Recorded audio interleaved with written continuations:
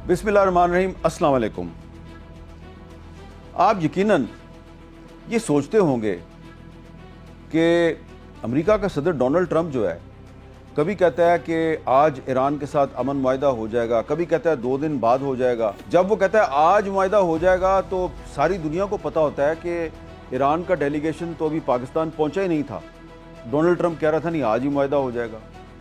फिर कभी कहता है 2 दिन बाद होगा, कभी किसी सहाफ़ी को फ़ोन करके कहता है कि जेडी वैंस तो पाकिस्तान नहीं जा रहा। फिर व्हाइट हाउस क्लैरिफाई करता है नहीं जेडी वैंस पाकिस्तान जा रहा है। डोनाल्ड ट्रंप कभी अमन की बात करता है, कभी जंग की धमकी देता है। चक्कर क्या चल रहा है? और ये सिर्फ आप नहीं सोच रहे, पूरी दुनिया जो है वो यही सोच रही है कि ये डोनाल्ड ट्रंप जो है ये किस किस्म की पीस डिप्लोमेसी कर रहा है कि जब ईरान ने ऐलान कर दिया कि हम आबनाए हुर्मुज़ को खोल रहे हैं तो इसने कोई अच्छा पॉजिटिव जवाब देने की बजाय कहा कि ठीक है आपने खोल दिया, बड़ा अच्छा किया, लेकिन हम ईरान की बहरी नाकाबंदी जारी रखेंगे। तो इस तरह तो पीस डिप्लोमेसी नहीं होती। तो ये डोनाल्ड ट्रंप आखिर चाहता क्या है? तो ये जो बहुत से सवालात हैं इस पर अब अमेरिकी मीडिया में, ब्रिटिश मीडिया में और पूरी दुनिया के मीडिया में बहुत सी खबरें और इन्वेस्टिगेटिव स्टोरीज जो हैं वो गर्दिश में आ चुकी हैं। अभी हाल ही में बीबीसी की एक इन्वेस्टिगेटिव स्टोरी को बड़ी लोगों ने तवज्जो देकर पढ़ा है और वो जो इन्वेस्टिगेटिव स्टोरी है वो बता रही है the insider trading suspicions looming over Trump's presidency, यानी कि जो ट्रंप की जो सदारत है उस पर इनसाइडर ट्रेडिंग के इल्ज़ामात ख़तरा बनकर मंडलाने लगे हैं। और बीबीसी ने बताया है कि ये जो ईरान के ख़िलाफ़ अमेरिका और इजराइल की जंग है, इस जंग में बहुत सी शर्तें लगाई जा रही हैं और वो जो शर्तें हैं उनसे लोग लाखों करोड़ों डॉलर कमा रहे हैं। और आपको हमने पहले भी बताया था कि ये जो जंग होती है ना, इसको दुनिया में एक बिज़नेस के तौर पे भी लिया जाता है। ख़ास तौर पे अमेरिका जब भी कोई जंग शुरू करता है तो अमेरिका की उस जंग से जो असला बनाने वाली कंपनियां हैं वो अरबों खरबों डॉलर कमाती हैं। ये जो जंग शुरू की अमेरिका ने और इजराइल ने ईरान के ख़िलाफ़, इस जंग के शुरू होने के फ़ौरन बाद ही ये सवाल जो है इस पर बहस शुरू हो गई कि ये जो डोनाल्ड ट्रंप ने हमला किया है ईरान पर, क्या इसके पीछे इनसाइडर ट्रेडिंग तो इन्वॉल्व नहीं है? और फिर आपने देखा कि स्टॉक मार्केट्स जो हैं दुनिया भर की वो भी ऊपर नीचे हुई। तो एक तरफ इनसाइडर ट्रेडिंग से लाखों करोड़ों डॉलर कमाए जा रहे थे, दूसरी तरफ जो स्टॉक मार्केट का जो उतार चढ़ाव है उससे भी अरबों डॉलर का किसी को नुकसान हो रहा था, किसी को फ़ायदा हो रहा था। ख़ास तौर पे जो तेल की कीमत है उसके ऊपर नीचे होने से भी दुनिया भर की जो बड़ी बड़ी स्टॉक मार्केट्स हैं वहाँ पे किसी को बहुत नुकसान हो रहा था और किसी को बहुत फ़ायदा हो रहा था। और ज़्यादा फ़ायदा उन लोगों को हो रहा था जिनके पास इनसाइड इंफॉर्मेशन होती थी। अब मुझे जो है इस मामले पर ख़बर इस तरह मिलनी शुरू हुई कि कुछ लोगों ने मुझे ख़ुद बताया कि पाकिस्तान की जो स्टॉक मार्केट है इतनी बड़ी नहीं है लेकिन काफ़ी एक्टिव स्टॉक मार्केट है। उन्होंने बताया कि जी ये जो ईरान के ख़िलाफ़ अमेरिका और इजराइल की जंग है तो इस जंग की वजह से जो स्टॉक मार्केट में जो उतार चढ़ाव आ रहा है तो इससे बहुत से लोगों के पैसे डूबे हैं लेकिन बहुत से लोगों को फ़ायदा भी हुआ। और फिर ये जो इस पाकिस्तान में जो ईरान और अमेरिका के मुज़ाकरात का पहला राउंड हुआ था, उन मुज़ाकरात को कवर करने के लिए जो बहुत से गैर मुल्की सहाफ़ी यहाँ पे आए थे, जिनमें बड़ी तादाद अमेरिकी और यूरोपीय सहाफ़ियों की भी थी, उनसे हमने पोली मार्केट के बारे में सुना। यानी कि हमें बताया गया जी कि न्यूयॉर्क में एक पोली मार्केट है और वहाँ पर शर्तें लगाई जाती हैं, प्रेडिक्शंस की जाती हैं, उसको कहा जाता है प्रेडिक्शन मार्केट। और जो बड़े अहम आलमी वाक़यात होते हैं उसके बारे में प्रेडिक्शन की जाती है, शर्त लगाई जाती है कि ऐसे हो जाएगा, ऐसे हो जाएगा। और उस पर बहुत से लोग जो हैं وہ شرطیں لگا کے لاکھوں کروڑوں ڈالر کماتی ہیں۔ تو جب مذاکرات کا پہلا راؤنڈ ناکام ہوا تو مجھے بہت سے جو غیر ملکی صحافی تھے انہوں نے پوچھا کہ اب آپ کا کیا خیال ہے، اب تو ناکام ہو گئے تو ہم پاکستان رہیں، سٹے کریں یا چلے جائیں؟ میں نے کہا نہیں، آپ سٹے کریں، دوسرا راؤنڈ بھی ہوگا۔ تو انہوں نے کہا کہ دوسرا راؤنڈ کیسے ہوگا؟ دوسرا راؤنڈ تو نہیں ہوگا کیونکہ پہلا راؤنڈ ناکام ہو گیا۔ میں نے ان کو کہا نہیں، دوسرا راؤنڈ بھی ہوگا۔ وہ 2-3 دن گزرے تو ان میں سے ایک صحافی جو ہے اس نے مجھے کانٹیکٹ کیا اور اس نے کہا کہ آپ صحیح کہہ رہے تھے، دوسرا راؤنڈ ہو رہا ہے، اور ڈونلڈ ٹرمپ نے کہا ہے کچھ صحافیوں کو فون کر کے کہ دوسرا راؤنڈ ہونے والا ہے، تو آپ کی تو خبر صحیح ثابت ہوئی۔ اب آپ یہ بتائیں کہ پیس ایگریمنٹ ہو جائے گا یا نہیں ہو جائے گا؟ میں نے کہا ابھی آپ دوسرے راؤنڈ تک ہی رہے نا، پیس ایگریمنٹ تو بعد کی بات ہے۔ اس نے کہا نہیں، مجھے کچھ میرے دوست جو ہیں وہ نیو یارک سے فون کر کے پوچھ رہے ہیں، میں نے ان کو ٹپ دینی ہے۔ میں نے کہا ٹپ دینی ہے کیا مطلب؟ اس نے کہا پولی مارکیٹ میں لوگ جو ہیں وہ شرطیں لگاتے ہیں اور یہ ایک لیگل بزنس ہے اور وہ کرپٹو کرنسی میں شرط لگتی ہے، اور یہ تو شرطیں جو ہیں جنگ کے شروع ہونے کے فوراً بعد سے لگ رہی ہیں۔ تو میں خبردار ہو گیا اور پھر میں نے اس کو تھوڑا انویسٹیگیٹ کرنا شروع کیا، میں نے فالو کرنا شروع کیا چکر کیا چل رہا ہے۔ پھر میں نے ڈونلڈ ٹرمپ کے جو بیانات ہیں ان کو غور سے ان پر نظر ڈالنی شروع کی کہ یہ کس ٹائم پہ کیا بیان دیتا ہے، اور اس کا جو بیان ہوتا ہے اس سے جو انٹرنیشنل مارکیٹس ہیں ان پہ کیا اثر پڑتا ہے، سٹاک مارکیٹیں کیا کرتی ہیں، اور یہ جو پولی مارکیٹ ہے اس میں کیا ہوتا ہے۔ پھر مجھے میرے ایک امریکی صحافی دوست نے، نیو یارکر میگزین ہے، اس میں ایک آرٹیکل شائع ہوا، تو اس نے مجھے یہ آرٹیکل بھیجا، اور یہ آرٹیکل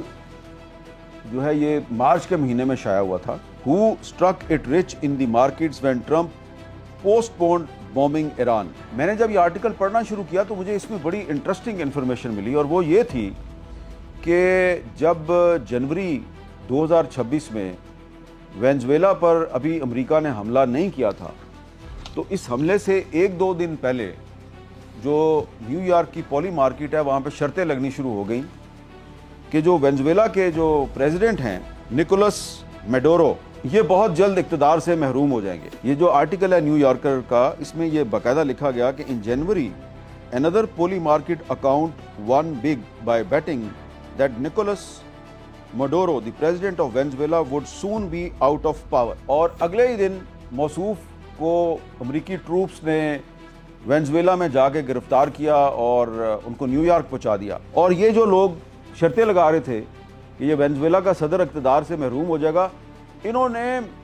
لاکھوں نہیں کروڑوں ڈالر کما لیے۔ تو اس کے بعد پھر ہم نے اس پہ نظر رکھنی شروع کی کہ یہ کیا چکر چل رہا ہے۔ یہ ایران کے خلاف جو اسرائیل اور امریکہ کی جنگ ہے، کہا جا رہا ہے جی ایران کا جو نیوکلیئر پروگرام ہے جی وہ عالمی امن کے لیے بڑا خطرہ ہے جی، وہاں پہ رجیم چینج بڑی ضروری ہے، وہاں پہ امریکی جو ہے میزائل مار کے اسکول میں بچیوں کو شہید کر رہے ہیں، اور ہزاروں کی تعداد میں لوگ جو ہیں بے گناہ لوگ ان کو بھی شہید کر دیا گیا ہے۔ تو یہ کیا چکر چل رہا ہے؟ تو پتہ چلا، اور پتہ ہمیں کون دے رہا ہے، امریکی میڈیا دے رہا ہے اور ویسٹرن میڈیا دے رہا ہے۔ اور پھر ایک خبر جو ہے وہ مجھے پھر ایک اور امریکی صحافی جو ہے اس نے کہا کہ یہ حامد میر یہ اتنا آسان نہیں ہے کہ آپ یہ جو پولی مارکیٹ ہے اس میں جو چکر چل رہے ہیں اور جنگ پہ جو شرطیں لگ رہی ہیں، اس سے جو لاکھوں کروڑوں ڈالر کمائے جا رہے ہیں، اس کو آپ کرٹیسائز کریں، یہ اتنا آسان نہیں ہے۔ تو اس نے مجھے ٹائمز آف اسرائیل میں ایک اسرائیلی صحافی کی خبر تھی، تو اس خبر پر اس کو جو دھمکیاں دی گئیں تو اس نے مجھے وہ آرٹیکل بھیجا، اور یہ آرٹیکل بھی میں آپ کو دکھاتا ہوں۔ اور اس آرٹیکل میں یہ جو صحافی ہے ایمینول فبائن، اس نے بتایا ہے کہ اس نے صرف یہ خبر دی تھی کہ ایک ایرانی میزائل جو ہے وہ یروشلم پہ گرا ہے، اس سے نقصان زیادہ نہیں ہوا، لیکن میزائل جو ہے وہ گرا ہے۔ اور پھر اس کو دھمکی دی گئی کہ تم اپنی یہ سٹوری جو ہے اس کو ماڈیفائی کرو اور کہو کہ میزائل نہیں گرا، ایکچولی اس کو اسرائیل نے انٹرسیپٹ کر لیا تھا تو میزائل کے کچھ پارٹس گرے ہیں۔ تو اس نے کہا کہ نہیں، میں نے تو کنفرم کیا اسرائیلی فوج سے، میری خبر بالکل درست ہے۔ تو اس کو جب دھمکیاں دینی شروع کی گئیں تو پتہ چلا کہ کسی نے شرط لگائی ہوئی تھی پولی مارکیٹ میں کہ ایران کا میزائل اسرائیل کے ڈیفنس سسٹم کو ڈیفیٹ کر کے یروشلم تک پہنچے گا نہیں پہنچے گا. زیادہ تر لوگوں نے شرط لگائی ہوئی تھی نہیں پہنچے گا. ٹائمز آف اسرائیل کے جرنلسٹ نے خبر دے دی کہ نہیں پہنچ گیا. نقصان زیادہ نہیں ہوا لیکن وہ یروشلم تک پہنچ گیا. تو بہت سے لوگ جو ہیں اب ان کو نقصان ہو رہا تھا تو انہوں نے اس کو پریشرائز کیا کہ تم اپنی خبر کو واپس لو یا وضاحت کرو. اس نے انکار کیا تو اس کو دھمکیاں دی گئیں اور پھر اس نے اپنی سٹوری میں لکھا ہے کہ یہ شرطیں لگ رہی تھی پولی مارکیٹ میں اور ان لوگوں نے مجھے دھمکایا. اس کے بعد جناب 4 مارچ کو الجزیرہ جو ہے اس نے یہ خبر دی کہ صرف پولی مارکیٹ میں نہیں بلکہ ایک اور مارکیٹ بھی ہے جو جس کو کالشی کہتے ہیں, وہاں پر بھی شرطیں لگ رہی ہیں. Gamblers make big profits on Iran strikes raising insider trading concerns. یہ الجزیرہ نے یہ خبر دی. اس کے بعد جناب پھر کرسچین سائنس مانیٹر, ایک اور معروف امریکی اخبار ہے, کرسچین سائنس مانیٹر نے کہا جی 1 اپریل کو انسائڈر ٹریڈنگ وائی well timed market plays are raising alarms in Washington. یعنی کہ واشنگٹن میں جو ہے لوگ جو ہیں وہ بڑے پریشان ہیں کہ یہ جو انسائڈر ٹریڈنگ ہو رہی ہے مختلف مقامات پر, تو اس میں جو لوگ ایران میں جو جنگ چل رہی ہے اس کے حوالے سے شرط لگاتے ہیں ان کو پہلے سے ہی پتہ ہوتا ہے کہ اب یہ ہونے والا ہے اب یہ ہونے والا ہے, وہ شرط لگا دیتے ہیں اور پھر ان کو بہت بھاری پروفٹ ہوتا ہے. جیسا کہ کسی نے شرط لگائی کہ وینزویلا کا صدر اقتدار سے محروم ہو جائے گا تو جس نے شرط لگائی اس کو ایک ہی دن میں کروڑوں ڈالر کا فائدہ ہو گیا. تو اس کے بعد جب یہ سٹوریز جو ہیں یہ امریکی میڈیا میں آنی شروع ہوئیں تو وائٹ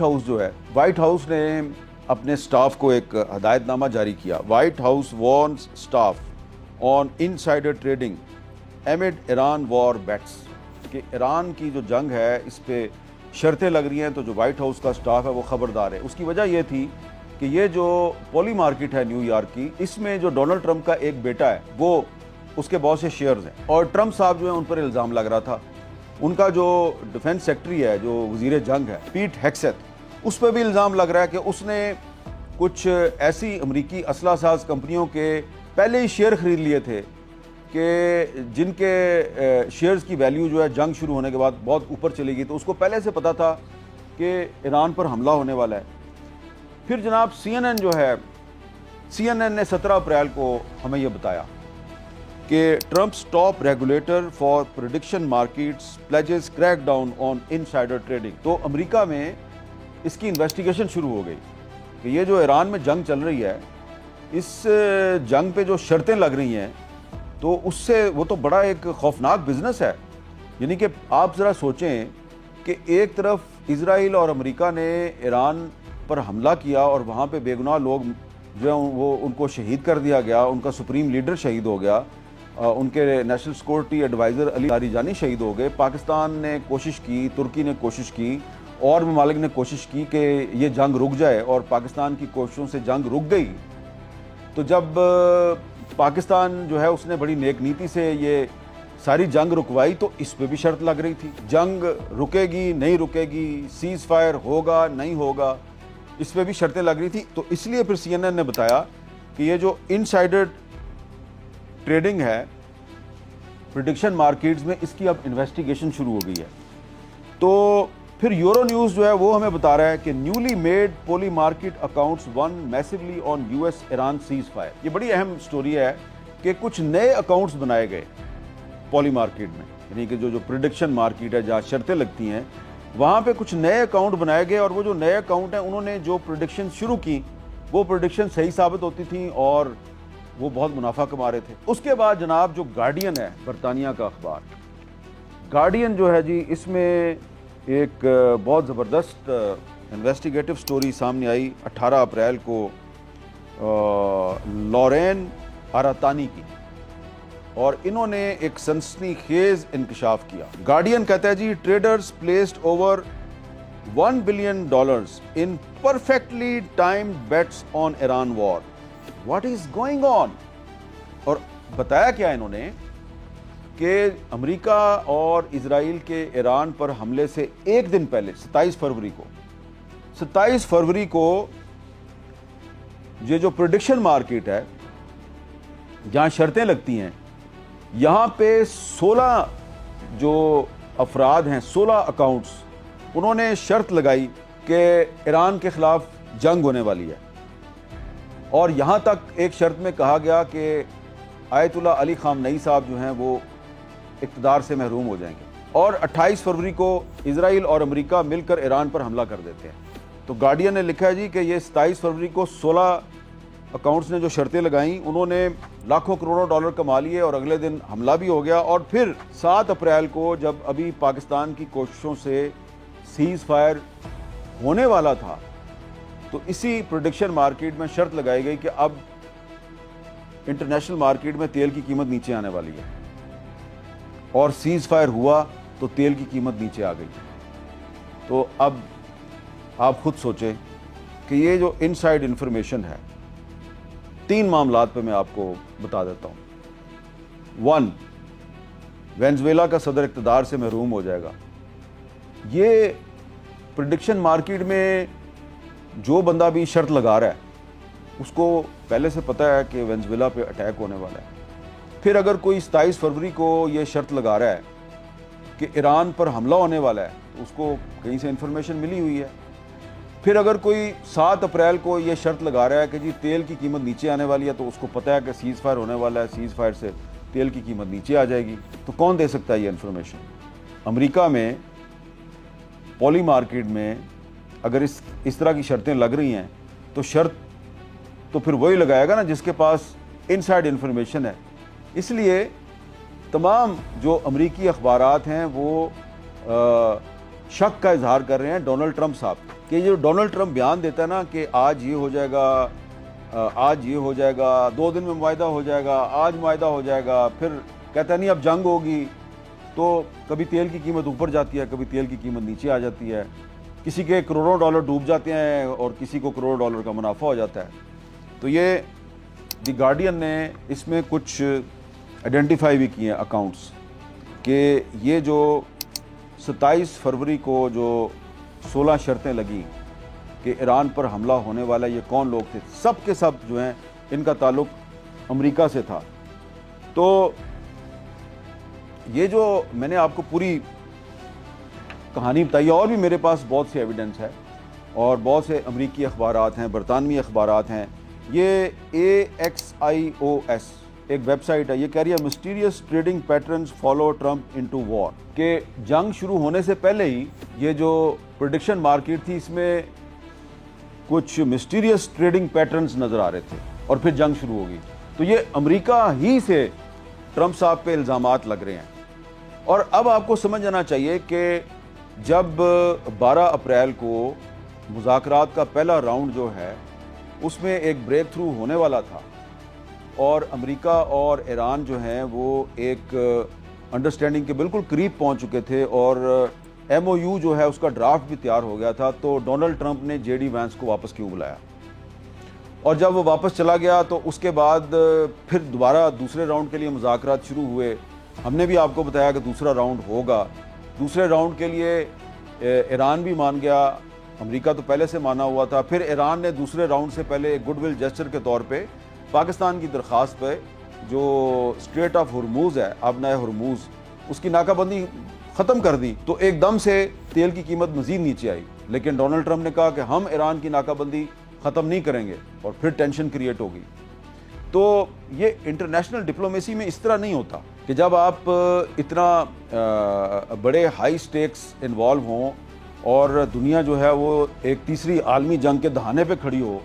اور ایک فریق جو ہے ایران جو ہے وہ ایک گڈ ول جیسچر دے رہا ہے اور وہ آبنائے ہرموز جو ہے وہ اس کو کھولنے کا اعلان کر رہا ہے، تو ٹرمپ کہتا ہے نہیں، میں تو ایران کی ناکہ بندی جو ہے وہ ختم نہیں کروں گا۔ اور پھر آپ ایران کا جو ایک بحری جہاز چائنا سے آ رہا ہے اس پر آپ قبضہ بھی کر لیتے ہیں، اور پھر آپ کہتے ہیں کہ آج شام کو معاہدہ ہو جائے گا۔ یعنی کہ آپ یہ ثابت کرنا چاہ رہے ہیں کہ ایران جو ہے اس کو آپ زور زبردستی سے مذاکرات کی میز پہ لا رہے ہیں۔ تو اس سے کیا ہوا کہ پاکستان کی جو کریڈیبلٹی ہے، پاکستان کی جو نیک نیتی سے جو کی گئی کوششیں ہیں، اس کے بارے میں بھی بڑے سوالات اٹھنے شروع ہو گئے۔ آپ دیکھیں سوشل میڈیا پہ بہت سے امریکی اکاؤنٹس، بہت سے انڈین اکاؤنٹس جو ہیں وہ پاکستان کے بارے میں اس طرح کا پروپیگنڈا کر رہے ہیں۔ لگتا یہ ہے اب جو پولی مارکیٹ ہے وہاں پر بہت شرط لگ رہی ہے جی ٹرمپ پاکستان آئیں گے یا نہیں آئیں گے، یعنی کہ ٹرمپ صاحب نے خود ہی جو منی مارکیٹ ہے، پریڈکشن مارکیٹ ہے، پولی مارکیٹ ہے، وہاں پر یہ سوال کھڑا کر دیا ہے ٹرمپ پاکستان آئیں گے نہیں آئیں گے تو اگر تو آپ کو امن سے محبت ہے، آپ چاہتے ہیں کہ امریکہ اور ایران کے درمیان کوئی واقعی امن معاہدہ ہو جائے، تو بہتر یہ ہے کہ ڈونلڈ ٹرمپ نہ ہی آئیں، کیونکہ وہ آئیں گے تو پھر ایران کے صدر مسعود پزشکیان کو بھی آنا پڑے گا۔ تو جو بہت سے جو انٹرنیشنل ڈپلومیسی کے ماہرین ہیں ان کا خیال یہ ہے کہ ڈونلڈ ٹرمپ نے یہ جو ڈپلومیٹک ڈیل ہے اس کو ایک بزنس ڈیل کی طرح اس کو ہینڈل کیا ہے، اور ڈپلومیسی میں اس طرح نہیں ہوتا کہ آپ ادھر دھمکی دے رہے ہیں، پھر آپ ادھر کہہ رہے ہیں نہیں آج معاہدہ ہو جائے گا، پھر آپ کہہ رہے ہیں 2 دن بعد معاہدہ ہو جائے گا، پھر آپ کہہ رہے ہیں میں جا رہا ہوں پاکستان، پھر آپ کہہ رہے ہیں میں نہیں جا رہا، اور پریڈکشن مارکیٹ میں شرطیں لگ رہی ہیں کہ ڈونلڈ ٹرمپ پاکستان جائیں گے کہ نہیں جائیں گے۔ تو یہ جو سارا معاملہ ہے، یہ جو ایران اور امریکہ کی جنگ کا جو سیکنڈ راؤنڈ ہے، اس کے حوالے سے بہت سی جو پریڈکشن صحیح ثابت ہوئیں، بہت سی پریڈکشن غلط ثابت ہوئیں،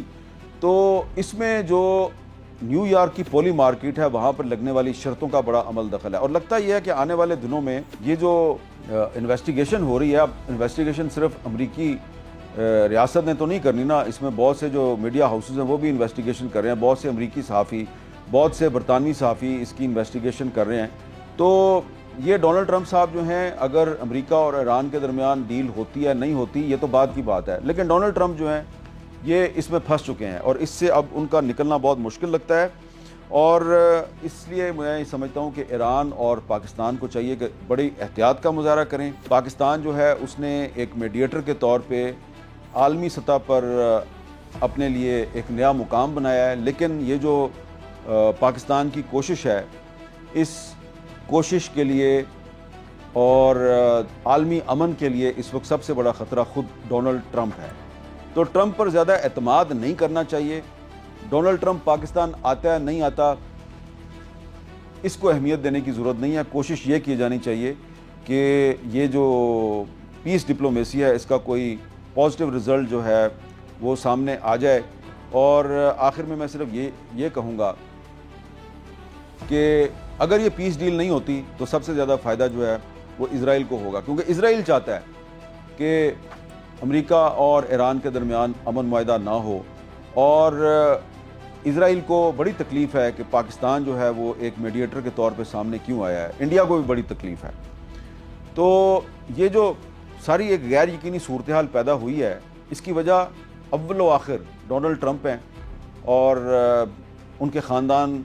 کے افراد اور ان کے کلوز سرکل کے جو لوگ اس میں پیس ڈیل میں انوالو ہو گئے اور شرطیں لگا رہے ہیں پولی مارکیٹ میں،